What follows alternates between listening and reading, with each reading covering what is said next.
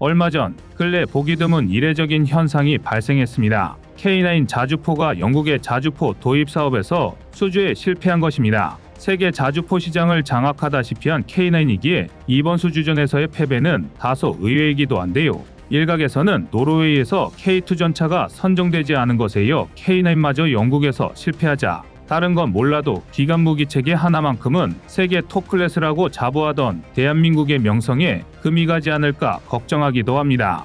하지만 우리보다 K9 자주포에 더 많은 관심을 가지고 있는 나라가 있습니다. 바로 중국인데요. K9에 관련된 소식이 들려오기만 하면 거머리처럼 달라붙어 온갖 기사를 쏟아내더니 아니나 다를까 이번에도 영국 자주포 도입 사업에서 밀려난 K9을 향해 온갖 조롱과 악담을 퍼부은 것입니다. 이 정도면 혹시 K9 스토커가 아닌가 하는 의심이 들기도 합니다. 하지만 정말 아이러니하게도 K9 자주포에 대한 중국의 근거 없는 비방을 일순간에 침묵시킨 건 K9을 탈락시킨 영국이었습니다. 중국의 관영 매체 인민망은 그동안 중국에 편향된 주장을 해왔을지언정 그 근거와 분석은 꽤 냉정하고 날카로웠습니다. 특히 한국인의 입장에서 보았을 때 적당히 걸러서 듣기만 하면 상당히 참고되는 자료였죠. 적을 알고 나를 알면 백전백승이라고 하였는데 인민망의 분석은 두 가지 모두를 알 수 있는 자료였습니다. 그런데 이제 이것도 옛말이 돼버렸는지 느닷없이 대한민국의 K9 자주포를 향해 악플러나 다름없는 조롱을 퍼부었습니다.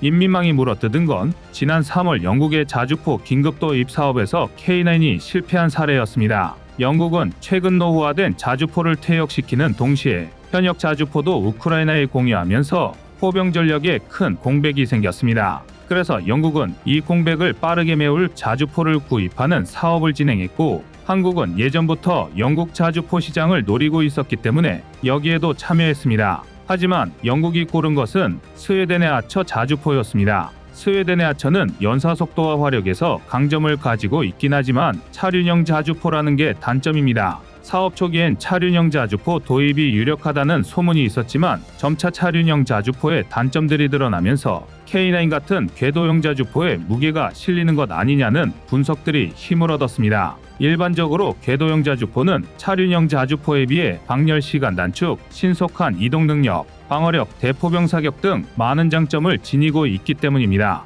하지만 결과적으로는 스웨덴이 아처가 선정됐는데요. 알고 보면 영국은 자국의 자주포를 택한 것과 마찬가지라고 할 수 있습니다. 아처가 스웨덴 제품이기는 하지만 제조사가 영국 방산기업인 BAE의 스웨덴 지사였기 때문이었습니다. 그런데 중국은 자신들과는 상관도 없는 이 일을 굳이 관영 매체까지 동원해서 기사를 내보냈던 것입니다. 인민망은 한국의 K9 자주포는 더 이상 스타 자주포가 아니다라면서 한국이 한때 운 좋게 거머쥐었던 자주포 최대 수출국의 지위가 금세 추락했다고 조롱했습니다. 그간 한국의 K9이 걸어온 행보를 아는 사람들은 세계 자주포 시장의 80%를 장악하는 위협이 결코 운이 좋아서 가능한 일이 아니었음을 알 것입니다. 너그럽게 봐줘서 우크라이나 전쟁으로 전 세계적인 방산 시장 수요가 폭발한 것을 두고 운이라고 말하더라도 그 기회를 붙잡을 수 있었던 것은 완전히 한국의 역량이 받쳐줬기 때문이었고 K9은 전쟁이 일어나기 전에도 인기 폭발의 자주포였습니다.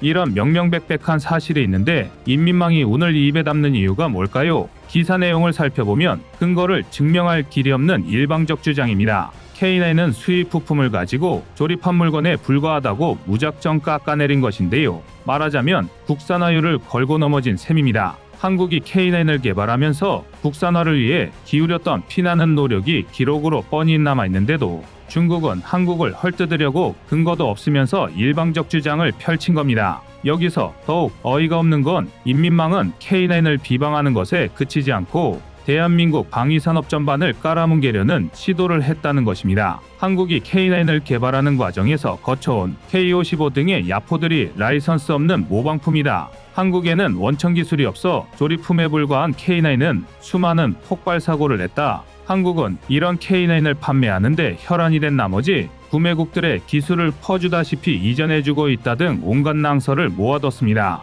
당장 저들의 주장 내에서도 모순이 발견되는데 중국의 말대로라면 한국에 원천 기술이 없는데 기술 이전을 어떻게 할 수가 있을까요? K55 등 야포들도 엄연한 정식 라이선스 생산품이었습니다.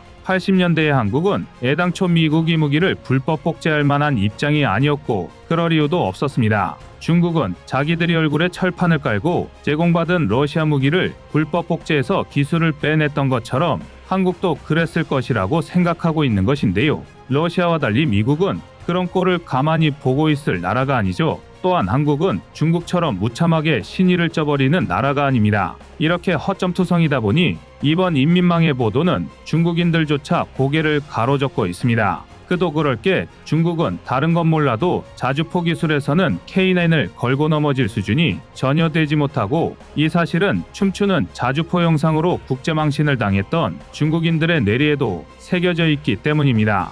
수년간 K9을 두고 소국에서 만들어졌음에도 불구하고 배우고 본받아야 할 존재로 말해오던 관영 매체가 갑자기 손바닥 뒤집듯 입장을 바꿔 K9을 헐뜯고 있으니 이제 중국인들은 뭘 보고 믿어야 할지 혼란스러워하고 있습니다. 그런데 한국에선 인민망해 기사에 대해 별 반응을 보이지 않는 반면 오히려 한국의 K9의 강한 신뢰를 보여준 나라가 있는데요. 바로 영국입니다. 자국의 자주포 도입 사업에서 K9을 떨어뜨린 영국이 K9에 신뢰를 보낸다는 게 조금 이해가 가지 않는데요. 그 배경에는 영국의 안보 불안 심리가 깔려 있습니다. 영국의 최근 분위기는 상당히 뒤숭숭합니다. 러시아의 정세가 어디로 튈지 모를 상태가 되었기 때문입니다. 영국은 러시아를 싫어하는 나라를 꼽으라면 전 세계를 통틀어서도 5손가락 안에 들죠. 우크라이나 지원에도 수조를 쏟아붓고 있는 미국에 버금갈 정도로 열성인데요. 그 반대급부로 러시아라는 국가에 무슨 변수가 생겼을 경우 돌연 공격받거나 하는 상황까지 상정하여 대비하고 있습니다. 최근 프리고진의 쿠데타 실패로 러시아 정세가 크게 한번 흔들리자 영국에서는 러시아가 일으킬 수 있는 갖가지 시나리오를 예측하고 나섰는데요. 영국 총리는 러시아가 내부에서부터 붕괴할 수 있으니 그 충격을 대비하라고 공개적으로 말하는가 하면 러시아가 만약에 영국을 공격할 경우에 영국이 그것을 견딜 수 있을지에 대한 예측도 있었습니다. 하지만 영국의 한 군사 매체에서는 영국이 러시아의 공세를 방어하기에는 병력이 턱없이 부족하다고 지적했습니다. 또한 병력뿐만 아니라 장비와 군수보급 등 여러 가지 측면을 아울러서 영국의 상황은 절망적이라고 했을 정도입니다. 영국의 전 국방장관인 마크 프랑수아 하원의원은 내가 푸틴이라면 영국이 두렵지 않을 것이라는 말을 남기며 개탄을 금치 못했다고 합니다. 이 기사의 댓글에서는 현재 영국의 상황을 해결하는 방법에 대한 전문가들의 토론이 이어졌습니다. 그리고 이들이 입을 모아내린 결론은 시간 낭비하지 말고 한국과 손을 잡자는 것이었습니다. 바로 이것이 앞서 인민망에서 중국이 주장하던 바를 반박하는 예시가 되었던 것인데요. 영국이 사실상 자체적으로 만든 아처자주포가 긴급 도입 사업에서는 K9을 이기고 선택받기는 했지만 영국을 러시아의 위협으로부터 지켜내기에는 역부족이었다고 인정한 셈이 되었기 때문입니다. 아처자주포가 스웨덴에서 만들어지는 이유는 영국 내부에선 이미 자주포 같은 포병 무기의 제조 능력을 잃어버렸기 때문입니다. 영국은 수입이라는 형태를 취하지 않으면 스스로 화포를 만들 수 없는 상황이라는 것이죠. 댓글에서 토론하던 한 전문가도 많은 국가들이 자주국방을 위해 힘쓰는 마당에 영국은 자국의 방위 사업을 오래도록 방치해둔 것이 수치스럽다고 한탄했습니다. 너무 오랫동안 잘못된 부류의 사람들이 방위 정책을 이끌도록 내버려뒀다고 덧붙였죠. 이에 다른 전문가는 당장 영국이 이런 제조 역량을 되찾는 것은 불가능하기 때문에 필연적으로 한국과 손잡아야 한다고 주장했는데요. 영국이 원하는 수준의 제조 역량을 갖춘 국가가 사실상 현재 한국밖에 없다고 보고 있기 때문이었습니다. 다른 댓글에서는 한국과 계약하는 대신에 그 돈을 BAE와 같은 영국 방산기업에 재투자하면 장기적으로 더 낫지 않겠느냐고 반박했는데요. 이에 대해서는 BAE가 민영화되어 글로벌 기업으로 탈바꿈한 지 오래고 꼬리가 영국에 있었을지언정 기반은 미국으로 넘어가 버려서 이제는 미국 기술에 의존하는 바가 커졌다는 의견이 달렸습니다. 그래서 더 이상 영국의 국영방산이 아닌 BAE에다 투자해봐야 영국의 무기 제조 역량이 근본적으로 한국 이상으로 성장하지는 못할 것이라는 거죠. 이 대목도 의외로 중국의 주장을 반박하고 있었습니다. 도무지 근거는 알 수 없지만 인민망은 K9의 일부 부품이 BAE에서 만들어진 것이라고 주장하고 있었기 때문입니다. 사실을 따지고 보니 BAE에는 더 이상 K9의 부품을 공급할 만큼의 여력이 없고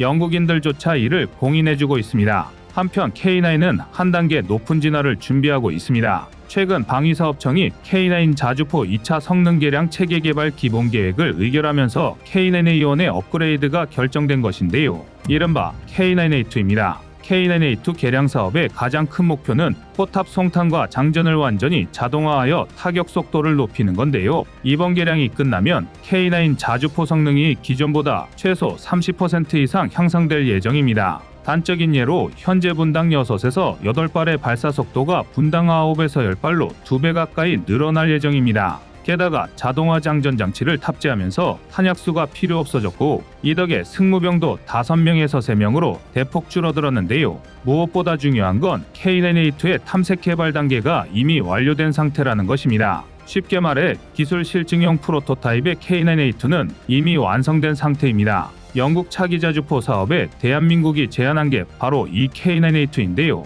이처럼 대한민국은 전 세계 방산 시장에서 가장 주목받는 유망주가 된 지금 이 순간에도 발전을 위한 노력을 멈추지 않고 있습니다. 2027년까지 2조 3,600억 원을 투입할 예정인 이번 체계 개발 사업이 성공적으로 마무리된다면 전 세계 자주포 시장에서 K9 자주포는 지금 이상의 독보적인 위상을 가질 것입니다. 이상 꺼리튜브의 두 번째 미션이었습니다.